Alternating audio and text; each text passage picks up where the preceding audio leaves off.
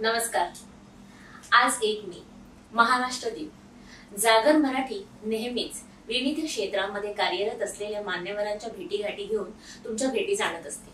आणि आज 1 मेच्या निमित्ताने तुमच्या भेटीला आम्ही एक कवयित्रीला भेटायला आलो आहोत. तर त्या कवयित्रीची ओळख करून द्यायची महाराष्ट्राला गरज नाही, कारण तिला सगळेजण म्हणजे महाराष्ट्रातच नाही तर जगभरात तिला ओळखतात.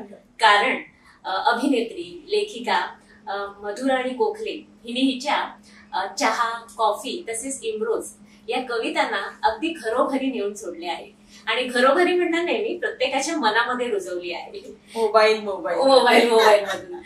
तर मी तुझी ओळख करून देण्यासाठी एक शेर सांगू इच्छिते, म्हणजे तो तुला अगदी लागू पडतो की एवढा आतून आवाज आला पाहिजे, एवढा आतून आवाज आला पाहिजे की काळजाचा हुंद काही शेर झाला पाहिजे. तिने लिहिलेल्या प्रत्येक कविता ह्या वाचकांच्या काळजाचा ठाव घेतात. अशी कवयित्री, लेखिका शशी डंभारे आज आपल्या भेटीला आली आहे. आणि जागर मराठीच्या या स्टुडिओमध्ये मी तुझे मनापासून स्वागत करते शशी. खूप खूप आभार, खूप धन्यवाद शिल्पा. तर आज आपण छान अशा गप्पा गोष्टी करणार आहोत. आज 1 मे आहे, महाराष्ट्र दिन आहे. त्यानिमित्ताने मला प्रेक्षकांना सांगू इच्छिते की मधुराणी गोखले यांनी तुझी कविता ज्या आहेत चहा किंवा कॉफी अतिशय छान, म्हणजे त्या कविता जेव्हा ऐकल्या ना तेव्हा खरंच म्हणजे प्रत्येकीच्या मनातल्या कविता आहेत त्या तू इतक्या छानपणे मांडल्या आहेत. त्या जेव्हा त्यांनी प्रसारित केल्या, सादरीकरण केलं, त्याच्यानंतर जो प्रतिसाद आला त्याबद्दल आम्हाला ऐकायला आवडेल की तुला तो प्रतिसाद कसा होता वाचकांचा, प्रेक्षकांचा? सुरुवातीला जेव्हा मी ती कविता लिहिली, म्हणजे चहापासून आपण सुरुवात करूया. तर चहा मी ऑफिसमध्ये लिहिली होती आणि ऑफिसमध्ये साधारण 5:30 पावणे 6ला माझी कविता लिहून झाली आणि मी ती पोस्ट करून घरी निघून गेली. माझी ड्युटी संपली होती. तर त्याच्यानंतर मी घरी गेल्यावर जेव्हा ते बघितलं तेव्हाच मला कळलं की अरे ही खूपच आवडली आहे लोकांना, कविता खूप आवडली आहे.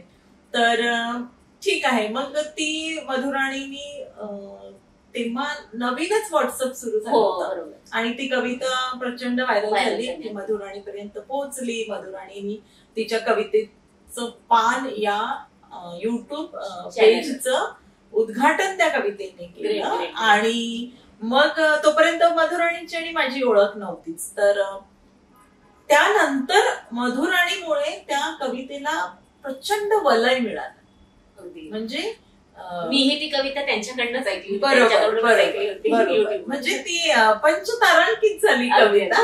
नशीब घेऊन जन्मली. सोन्या, म्हणजे माझ्या कवितेच्या सगळ्याच कवितांच्या संदर्भात मी म्हणेन की कविता सोन्याचा चमचा तोंडात घेऊनच जन्माला येतात. मी लिहिताना अत्यंत खडबडीत पार्श्वभूमीवर लिहिते, पण त्यांचं नशीब चांगलं असतं आणि त्या चांगल्या ठिकाणी पोहोचतात. वाचकांसाठी तो खूप पर्वणी तुझ्या कविता म्हणजे. आणि अशाच तुझ्या कविता सगळ्यांपर्यंत अजून पोहोचू देत. आणि तू मागे एकदा बोलताना म्हणाली होतीस की तुझा जास्त कल हा कथा लेखनाकडे किंवा ललित लेखनाकडे होता. पण मग कथा लेखन लिहिता लिहिता तू कवितेमध्ये वळली. बरोबर. तर कवितेमध्ये जास्त रमतेस की कथा अजूनही साथ घालतात? कथा साथ घालतातच. मी मूळची लघु कथाकार. अच्छा. मला माझा पैस मिळतो किंवा मला कविता हा फारच शॉर्ट फॉर्म आहे कुठल्याही भावनांचा. कमी शब्दात व्यक्त व्हायचा आणि कविता लगेच पोचते पण. आणि तिला पटापट वाचक मिळतात. आता सोशल मीडियामुळे काही प्लॅटफॉर्मच आहे की टाकलं की लगेच टपायला लागतात लाईक्स किंवा कमेंट्स. कथेचं तसं नाहीये. मला असं वाटतं कुठलीही कथा लिहिणारा माणूस, कथा लेखक हा ताबडतोब येणाऱ्या प्रतिसादासाठी काहीच लिहित नाही. बरोबर. आणि कवितेचे जन्म म्हणजे सिझेरियन आहेत आपण असं म्हणूया. पण कथा या 9-9 महिने पोटातच असतात, वर्षानुवर्ष पोटात असतात. आणि मग कधीतरी तिला प्रवाह मिळतो आणि मग तिचा जन्म करावा लागतो. कथेचा जन्म होत नाही. तर कथा लिहावीच लागते, तिला कागद घ्यावाच लागतो, तिच्यासाठी तुम्हाला बैठक मारावी लागते आणि बसावंच लागतं. तर अशा याच्यामध्ये कविता आणि कथा, तुझा प्रश्न होता की मी कशात रमते, तर प्रामाणिकपणे मी कथेतच रमते. बरोबर. मी कथेत खूप खोल खोल खोल रमते. अगदी म्हणजे ती त्या विचाराच्या गर्तेमध्ये अगदी अगदी अगदी म्हणजे मी रेल्वे कॉलनीतल्या मुली नावाचं एक कथासंग्रह काढण्याच्या विचारात मी नाही, माझ्या अनेक मैत्रिणी आहेत. म्हणजे कालच मला एका नागपूरच्या माझ्या मैत्रिणीने फोन केला की शशी आपण त्याचं कथासंग्रह करूया. तर 10 मुली आहेत त्या रेल्वे कॉलनीतल्या आणि त्यांची ती 10 कथा आहेत. एक एक मुलगी तिची एक एक कथा आहे. तर त्या 10-12 कथा तर ती प्रत्येक मुलगी मी जगले. बरोबर. ती प्रत्येक मुलगी कागदावर उतरवताना मी हसले, रडले, गहिवरले, जे जे काही. तर हा जो अनुभव किंवा एक लिखाणाचं समाधान असतं. बरोबर. जे किश्तो में नाही, कविता तुम्हाला किश्तो मध्ये आनंद देते. बरोबर. कथा तुम्हाला फार मोठं चांगलं आणि शाश्वत आनंद देते. म्हणजे आपण जे कथेची पात्र लिहितो ना ती कधी कधी आपण स्वतःही जगतो असं होतं की त्या कथेमध्ये करतो अगदी असं झालंय. तुझ्या त्या तू सांगितलंस की तुझा कथा संग्रह येतोय त्या प्रश्नाकडे मी वळणारच होतीस की रेल्वे कॉलनीतल्या मुली हा लवकरात एक प्रेक्षकांसाठी म्हणजे एक छान पर्वणी आहे की तिचा कथा संग्रह लवकरच प्रकाशित होतोय. त्यासाठी तुला शुभेच्छा. आणि खरंच त्याचं जे शीर्षक आहे की रेल्वे कॉलनीतल्या मुली, पाहायला गेलं तर एक साधं शीर्षक आहे पण त्या शीर्षकामध्ये खूप साऱ्या भावना, खूप सारा अर्थ दडलेला आहे. तो तुम्ही त्या कथा वाचा तेव्हा तुम्हाला नक्कीच कळेल आणि तुझ्या या कथेचा म्हणजे कथा संग्रहाचं स्वागतच असेल. मी प्रेक्षकांना सांगू इच्छिते की शशी ही शासकीय नोकरीमध्ये आहे, जलसंपदा विभागावर शासकीय नोकरीमध्ये आहे. त्यानिमित्ताने तिच्या ठिकठिकाणी बदल्या होत असतात. त्यामुळे ठिकठिकाणी जावं लागतं. तर ठिकठिकाणी गेल्यानंतर तिथलं वातावरण, तिथलं एकूणच सगळं वातावरणामुळे तुला कविता लिहिण्यासाठी किंवा कथा लिहिण्यासाठी नवनवीन बीज मिळतच असतील. पण तरीही तिकडे लांब गेल्यानंतर मुंबई म्हणजे किती झालं तरी मुंबई ही आपली ओढ असते. म्हणजे मुंबईत जन्म झाल्यामुळे मुंबई साथ घालते का, असं काही मुंबईची कमी जाणवते का हे विचारायचं होतं. मुंबईची कमी मला सदैवच जाणवली. माझा जन्म मुंबईतला, माझं शिक्षण, माझी नोकरी, त्यामुळे म्हणजे एक मी बरेचदा हिंदी भाषिक मैत्रिणींमध्ये असतात. तर त्यांच्या कार्यक्रमांमध्ये असताना आम्ही जेव्हा गप्पा करतो ना तेव्हा असं बरेचदा चर्चेमध्ये येतं की तू मराठी में सोच रही. बरोबर. हा म्हणजे ट्रान्सलेशन वेगळा प्रकार आहे पण आपण विचार आपल्या मातृभाषेत करतो. तसं मी विचार करताना माझ्या जन्मभूमीतच करते. म्हणजे माझं राहणीमान, माझी विचारशैली, माझा मेंदू हा मुंबईने पोचलेला आहे. बरोबर. त्याला लहानपणापासून तारुण्यापर्यंत मुंबईने आणलेला आहे. तर त्यामुळे माझ्या विचारात सदैव मुंबई असते. आता माझं लग्न झालं तेव्हा मी 21 वर्षाची, रनिंग होतं माझं 20वं वर्ष चालू. आणि मग तेव्हा त्या काळामध्ये आपल्या निर्णय क्षमता स्वतःलाही माहिती नसते. मुळात आपली आवडही माहिती नसते किंवा आपले डेस्टिनेशन्स माहिती नसतात. तर आजूबाजूच्यांनी म्हणजे आई वडीलच नाही तर नातेवाईक हे असं ज्यांनी ठरवलं तर आपल्याला वाटतं की अच्छा मग काय वाईट आहे ते ठरवलं. बरोबर. तर तशा बेसावध क्षणी मी नागपूरला गेले. अच्छा. म्हणजे सगळं सोडून गेले. इकडचं नोकरी बदली करून घेतली. त्यात तेव्हाच ते 800 किलोमीटर अंतर म्हणजे आता दुरांतो वगैरे सारख्या ट्रेन्स किंवा ती सोय नव्हती, रुटीन झालाय. पण आधी तसं नव्हतं. एकदा माणूस इतक्या लांब गेला की तुमचा सरळ तुकडा पडतो. एक सांस्कृतिक तुकडा पडला माझा वैचारिक एक म्हणजे दुभंगली गेली मी. आणि त्याचा परिणाम पुष्कळ झाला. म्हणजे मी कॉलेज लाईफ मध्येच कुठेतरी छोटी कविता किंवा छोटा लेख लिहायला सुरुवात केलं होतं. तर त्याच्यानंतर प्रॉपरली एखादी कथा लिहायला मला वयाचा 30वं वर्ष गाठावं लागलं. हा जो मध्ये पडलेला गॅप आहे हा फक्त मी मुंबईत नसल्यामुळे पडलेला गॅप आहे. बरोबर. अगदी अगदी. म्हणजे तो शब्दात सांगू शकत नाही की काय तो वेळ ते जे नुकसान आहे म्हणजे आता हे नुकसान वगैरे आता कळतंय मला. तेव्हा ते काहीच नव्हतं, तो प्रकारच नव्हता. पण यात म्हणजे भौगोलिक गोष्टींचा परिणाम होतो, लिखाणावर होतो. तुझा रिमझिम आणि प्रहर वेळा हे 2 कविता संग्रह प्रकाशित आहेत. पण तुझी जास्त चर्चा झाली ती 2018 मध्ये प्रकाशित झालेला प्रिय मित्राचं. तर ह्या कविता संग्रहाबद्दल त्याबद्दल छापू झाल्यानंतरचे जे काही अनुभव असतील किंवा काही प्रेक्षकांचा प्रतिसाद असेल तो आम्हाला सांगशील का? तो आम्हाला ऐकायला आवडेल. म्हणजे त्याबद्दल प्रिय मित्रास हे शीर्षक माझे मित्र संजय सिंगलवार, आमची शब्द नावाची संस्था आहे आणि त्याचे ते अध्यक्ष आणि उपाध्यक्ष आहे. आणि माझे हे रिमझिम आणि प्रहरवेण आमच्या शब्द प्रकाशनाने प्रकाशित केलेले आहे. तर त्यामुळे जेव्हा तिसरा कविता संग्रह काढायचा विचार आला तर माझ्याकडे बाळ असतं, म्हणजे कविता नसतात, कवितांचे असे खूप बऱ्याच कविता असतात. आणि म्हणजे सुरुवातीला तर मी रोजच एक कविता लिहित होते. आणि त्यामुळे काय झालं की मी त्यांच्याकडे जेव्हा ते पाठवलं सगळं बाळ की आपल्या, आणि तेव्हा माझं शीर्षक होतं तिच्या कविता. मला असं वाटत होतं की मी स्त्री जाणीवांवरून लिहिलेल्या कविता आहेत. तर त्यांनी ते सॉर्ट आउट करताना त्यांना लक्षात आलं की मी मित्राला उद्देशून लिहिलेल्या अनेक कविता लिहिते किंवा माझ्या बऱ्याच कविता कोणाला तरी उद्देशून आहे आणि त्या बाजूला एक मित्र व्यक्ती आहे. तर मग त्यांनी हे नाव दिलेलं आहे की हे पत्र आहे तसं समजूया. मग आपण प्रिय मित्रास म्हणजे प्रिय आईस, प्रिय मैत्रिणीस, बहिणीसच्या ऐवजी हे प्रिय मित्रास अशा लिहिलेल्या या कविता आहे, असं त्याचा जन्म झाला. आणि मग तिच्या कविता अजून पेंडिंगच आहे, ते काढायचंच आहे. त्यामुळे प्रिय मित्राचा असा विचार म्हणजे जो माझ्याही डोक्यात नव्हता,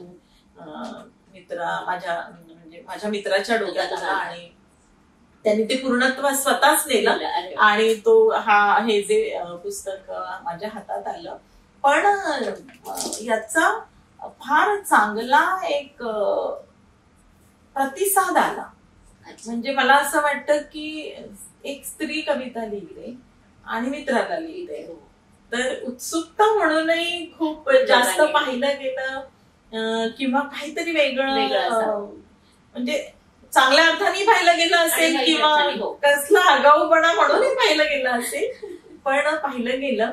आणि मग मधुरा आणि मी याच्यावर एपिसोडच केला आमची दोघींची युट्यूबवर. आणि त्यामुळे मग खूप म्हणजे आता माझ्याकडे या पुस्तकाच्या प्रती नसल्यातच जमा आहे. बरोबर. आणि दुसऱ्यांदा काढण्याचं चाललं होतं पण परत थांबवलं आम्ही की म्हणजे काय म्हणावं त्याला, थोडासा जो एक अपूर्णता असते ना त्याच्यात जी मजा आहे ती मी एन्जॉय करते. की आता मध्ये आमचं चाललं होतं की याची दुसरी आवृत्ती काढावी, पण आम्ही प्रकाशक आणि मी मिळून काही पुस्तकं जी अगदीच कुणाला हवी होती त्यांना पाठवली आणि इथे थांबतोय आम्ही प्रिय मित्रांसाठी. म्हणजे आणि माझी अनेक कविता संग्रह अजून पेंडिंग आहेत. म्हणजे नरिमन पॉइंट येऊ घातलाय, तिच्या कविता आहेत, बरंच आहे अजून. म्हणजे कवितांचेच साधारण 5-6 कविता संग्रह येऊ शकतील एवढ्या कविता वाट बघताय.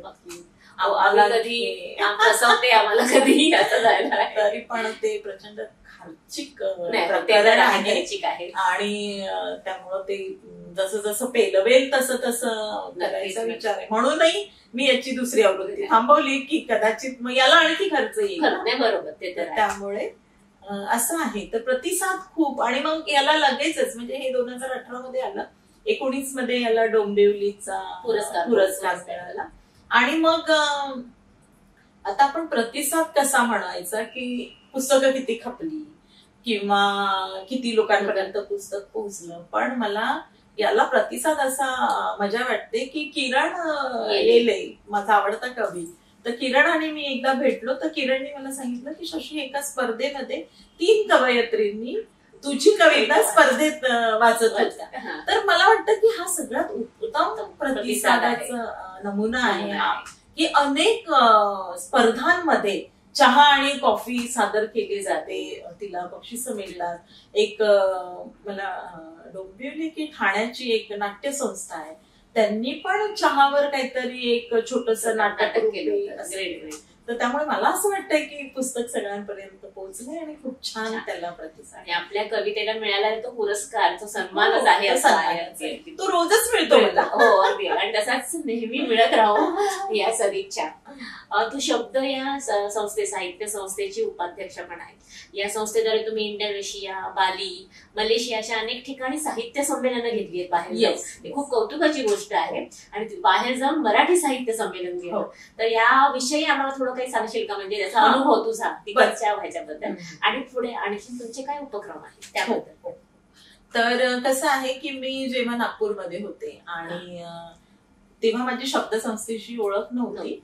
त्यांची 4 संमेलनं होऊन गेली होती, काहीतरी अमरावती, पुणे, नागपूर आणि 3 झाली होती. आणि अलिबागच्या संमेलनाला मी त्यांना जॉईन झाले.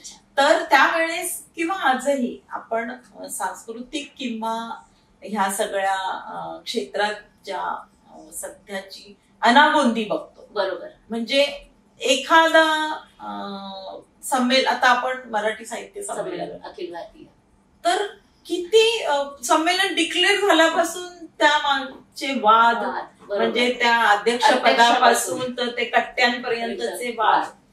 तर अशा वातावरणामध्ये जेव्हा मी नव कवयित्री होते किंवा नवीन नवोदित होती, तर कुठल्याही प्रस्थापित व्यवस्थेनी माझी नोंद घेतली किंवा त्यांच्यापर्यंत कसं पोहोचायचं हा मार्गही मला माहिती नव्हता. मी जलसंपदा खात्यामध्ये नोकरी करते, मी माझ्या जागेवर असते, माझ्या टेबलवर असते आणि मी माझ्या शासकीय वेळेमध्ये जर मला कधी सुचलं तर मध्ये लिहिते, घरी लिहिते, कुठे लिहिते. पण हे लिहिलेलं पोहोचवायचं कुठे, बरोबर, किंवा लोकांना कसं कळेल की मी लिहिते, तर यासाठी आजही आपल्याकडे काही मार्ग उपलब्ध नाही. अगदी बरोबर. तर अशा ह्या वातावरणामध्ये मला शब्दच्या संचालकांनी कॉन्टॅक्ट केला.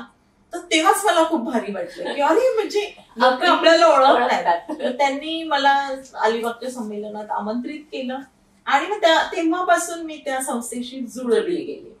तर माझ्या आधीच तिथे खूप मोठी लोक ऑलरेडी जुळलेली होती. म्हणजे भीमराव पांचाळे, अरे वा, जसे संजय आवटे, ही मोठी मोठी माणसं, आपले गझलकार, कवी अरुण म्हात्रे, तर ही सगळी लोक त्या शब्दामध्ये ऑलरेडी होते. म्हणजे माझा अगदीच चिमुकला प्रवेश होता. आणि मग त्यांनी तेव्हा त्यांचं ठरलेलं होतं की त्यांचं पुढचं संमेलन परदेशात आहे. तर आता आपल्याला संमेलन मिळालंच आहे, तर आपल्याला जर परदेशातही जायला मिळतंय तर मग काय वाईट आहे ना. मग इतर कुठल्याही संस्थेशी माझा तसाही काही संबंध आलेला नसल्यामुळे शब्द माझ्यासाठी नवीन होतं आणि शब्दाचे उपक्रम माझ्यासाठी नवीन होते. तर मग मी बँकॉकला पहिल्यांदा त्यांच्या संमेलनामध्ये गेली आणि मग ते कसं होतं की शब्दाचंही ते पहिलंच परदेशातलं संमेलन होतं आणि माणसं सगळी आपलीच होती. म्हणजे माझ्या फेसबुकवरच्या मित्रमैत्रिणी होत्या बरेच, त्याचे सौमित्र म्हणजे आपले किशोर त्याचे अध्यक्ष होते. तर ह्या सगळ्या परिस्थिती असल्या तरी त्यावेळेस संस्थेला अनेक अडचणींना तोंड द्यावं लागलं. आणि एक खांबी तंबू आहे ते शब्द, म्हणजे त्यांचे ते संचालक संजय सिंगलवार, तर ते कोणाची ते मदत घेतही नव्हते किंवा ते घेतही नाही, त्यांचा स्वभावही नाही. तर अशा वेळेस मी शासकीय कर्मचारी असल्यामुळे मला एक कामाची सवय आहे, बरोबर, की अरे अशी इतकी लोक आहे ना, मग हे टेबल आहे, इथे याचं नाव पाहिजे, याचं वय पाहिजे, याचं तिकीट इतकं पाहिजे, इथून ते इथपर्यंत पाहिजे. हे मी स्वतः घुसून त्या संस्थेला मदत म्हणून करायला सुरुवात केली, नियोजनबद्ध. आणि माझा स्वभाव आहे किंवा मी PA टू चीफ इंजिनियर किंवा PA टू ED अशी कामं करत असल्यामुळे त्या लेवलवरचं माझं ते मॅनेजमेंट असतं, म्हणजे पेपर वर्क. आणि पेपर वर्क साठी मी त्या संस्थेमध्ये त्या वर्षी मी जे सहकार्य केलं ते त्यांना पटलं आणि मग माझी जागा तिथे पक्की झाली. आणि मला स्वतःला पर्यटनाची प्रचंड आवड आहे. मग त्यात जर आपल्याला परदेशातही फिरायला मिळतं, तर म्हणून मी शब्द संस्थेशी जुळली गेली. सुरुवातीला माझा प्रवेश तिथे असा झाला, असं त्याला कारण. वा, छान. म्हणजे तुझी सुरुवात छान झाली. आता शब्दसंस्थेचे अजून काही उपक्रम पुढे येणारे आहेत का? हो हो. तर आता शब्दची विदेशी संमेलन हा एक वेगळा विषय आहे. पण इथे आम्ही जेव्हा एकत्र बसतो, म्हणजे परदेशातही आम्ही जातो, म्हणजे परदेशात संमेलन घेणं ही साधी गोष्ट नाही. आणि तेही आम्ही कुणाचंही अनुदान न घेता आम्ही स्वतःचा खर्च स्वतः या तत्वावर आमचं संमेलन असतं. म्हणजे मग त्यातल्या त्यात मग जरा स्वस्त कमीत कमी हे नियोजन करणं आमच्या मंडळाचं काम असतं. आणि त्या तशा प्रकारे आम्ही तिथे जात असतो. पण तिथे ज्या गप्पा होतात, मग आता कसं झालंय, शब्द हे आमचं एक परिवार झालाय. शब्द परिवारच येतो. मग आता परिवारातल्या गप्पांमुळे काय झालंय की आम्हाला हे माहिती आहे की पुढचे दिवस कठीण आहेत. म्हणजे सर्वसामान्य माणसांसाठी तर कठीण आहेतच, पण लेखक, कवी, चित्रकार, कुठल्याही कलावंतासाठी ते अतिशय कठीण आहे. कारण साधं आपली कविता आपण घरात कुणाला वाचून नाही. बरोबर. आपलं चित्र काढलेलं आपण घरात, म्हणजे ते मित्रमैत्रिणींना जो उत्साह असतो. बरोबर. तर म्हणून आम्ही एक वानप्रस्थाश्रम, शब्द परिवाराचं वानप्रस्थाश्रम नावाची एक संकल्पना सुरू केली आहे. अरे वा. म्हणजे त्यालाही आता 5 वर्ष होत आले. पनवेल जवळ कोपरोली नावाचं एक गाव आहे.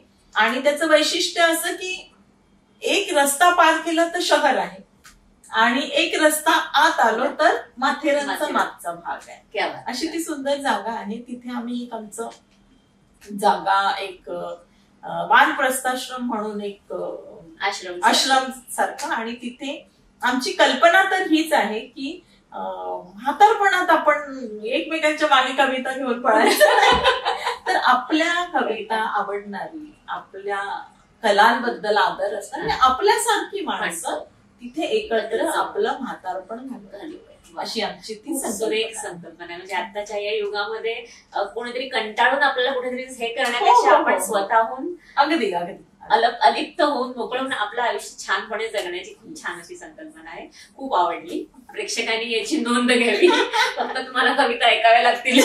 नाही, कविता नाही ऐकलं तरी हरकत नाही. पण तुमच्या आतमध्ये जे काही आहे ते हक्काने सादर करायची ती एक जागा असेल. हो. आणि मनमोकळेपणा.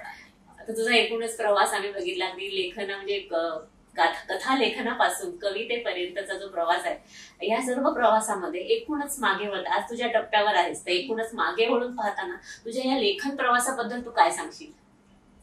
मला अत्यंत आत्मिक समाधान देणारा प्रवास, माझ्यातला माणसाची क्वालिटी मला समजवणारा हा प्रवास आहे. म्हणजे आपण माणूस आहोत, आपण चांगलं आहोत, वाईट आहोत, हे आपल्या इतकं जास्त कुणाला सांगितलं नसतं.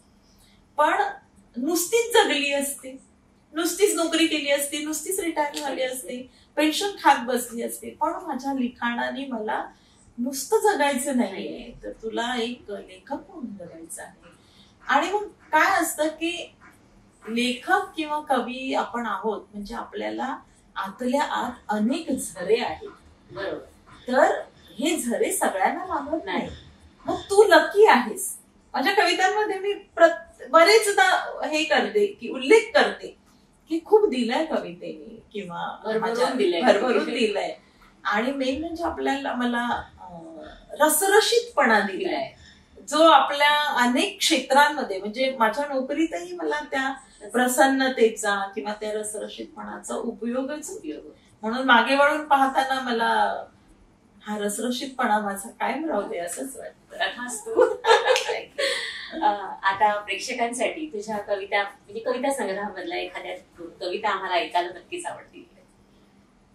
मला असं वाटतं की मी सगळ्याच मुलाखतींमध्ये, सगळ्याच जाहीर कार्यक्रमांमध्ये चहा आणि कॉफी इतक्यांदा ऐकली. बरोबर. आणि सगळ्यांना ती इतकी माहिती आहे आणि पाठ झाली आहे. त्यामुळे त्या दोन सोडून आता मी थोडं काहीतरी आवडेल आम्हाला. मी जनरली स्त्री भावनांवर, मित्रप्रेमावर, मैत्रिणींवर अशाच कविता जनरली वाचते कार्यक्रमांमध्ये.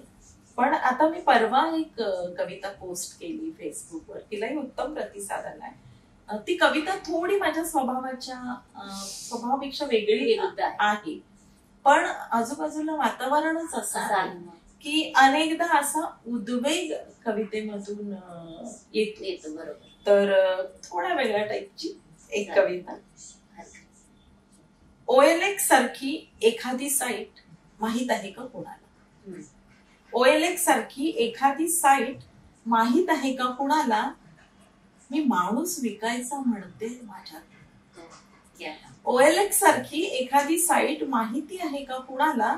मी माणूस विकायचा म्हणते माझ्यातला. वर्णन म्हणजे बघा, जुना आहे जरा पण बाकी ठीकठाक. जुना आहे जरा पण बाकी ठीकठाक. एक माणुसकीचा अतिरेक सोडला तर दुसरा कुठलाच नाहीये दाखवा.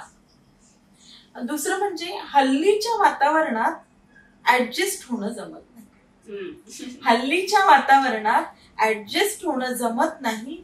जग बदललंय हे काही केल्या या बिंडोकला उमगत नाही.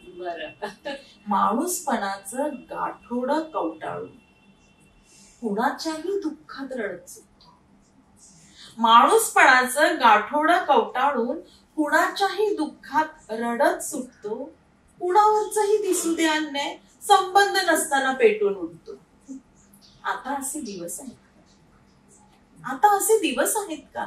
आपला तुपला जातीचा, पोट जातीचा, जवळचा दूरचा पाहायला नको. बरोबर. आपला तुपला जातीचा, पोट जातीचा, जवळचा दूरचा पाहायला नको. फक्त माणूस म्हणून चालत नाही हे सत्य याने स्वीकारायला नको. ऐकत नाही, समजूनच घेत नाही. ऐकत नाही, समजूनच घेत नाही की किती अराजकता वाढलीये आजूबाजूला. ऐकत नाही, समजून घेत नाही किती अराजकता वाढलीये आजूबाजूला. हा आपला बुद्ध गांधी आळवत बसतो. हा आपला बुद्ध गांधी चालवत बसतो आणि त्यावरच ठाम असू असं म्हणतोय मला. बरं, हे झालं वरवरचं. हे झालं वरवरचं आर्थिक, राजकीय, सामाजिक वगैरे. नात्या गोत्यात, घरातल्या घरात माणूसपणाला कमी असतात का कंगोरे? त्यात बाई माणूस म्हटलं की आणखीन वेगवेगळे मनस्ताप. बाई माणूस म्हटलं की आणखीन वेगवेगळे मनस्ताप आणि आईपणाचा तर उल्लेखच नको. त्यामुळे होणारे वांधे बाप रे बाप. तर विक्रेता म्हणून काय काय लपवू आणि काय काय वाढवून सांगू याचाही पेलवत नाहीये विचार. विक्रेता म्हणून मी काय काय लपवून काय काय वाढवून सांगू याचाही पेलवत नाहीये विचार. म्हणणार तर नाहीच, पण समजा घेतो म्हटलंच कुणी तर काय ठेवू किंमत आणि कसा असेल हा व्यवहार. हळहळतोय, कळवळतोय, पण आता पार थकून गेलाय जीव. हळहळतोय, कळवळतोय, पण आता पार थकून गेलाय जीव. स्वतःची तरी माणसाने अशी किती म्हणून करावी केली. तर म्हणून OLX सारखी एखादी साईट माहित आहे का कुणाला? OLX सारखी एखादी साईट माहित आहे का कुणाला? खरंच मला माणूसच विकून टाकायचा आहे माझ्यातला. माणूसच विकून टाकायचा आहे माझ्यातला. वा, अतिशय सुरेख. म्हणजे खूप छान. आणि ते ऐकताना तुझ्याकडनं ऐकायला ते अजून छान वाटत होतं. खूप छान सादरीकरण. तर शशी, आज तू वेळात वेळ काढून जागर मराठीसाठी आमच्या स्टुडिओमध्ये आलीस. तुझा वेळ दिलास आम्हाला. आमच्याशी छान अशा गप्पा मारल्या तुझ्या लेखन प्रवासाबद्दल, तुझ्या संस्थेबद्दल आणि एकूणच तुझ्या संपूर्ण आयुष्याबद्दल आमच्याशी ज्या गप्पा मारलास त्यासाठी जागर मराठीतर्फे मी तुझे मनपूर्वक धन्यवाद मानते. आणि जीवन कला, हसता हुआ नूर आणि चेहरा, तुझ्यासारखा पुस्तक तुला आमच्या जागर मराठीतर्फे भेट देऊ इच्छिते. त्याचा स्वीकार करा. थँक्यू. मी खूप आभार मानते. इतकं बोलण्याची संधी फार कमी मिळते कवी कवयित्रींना. मला ती लाभली आणि तुम्ही नोंद घेतली माझ्या साहित्यिक प्रवासाची. त्याबद्दल मी तुमचे मनापासून आभार. धन्यवाद.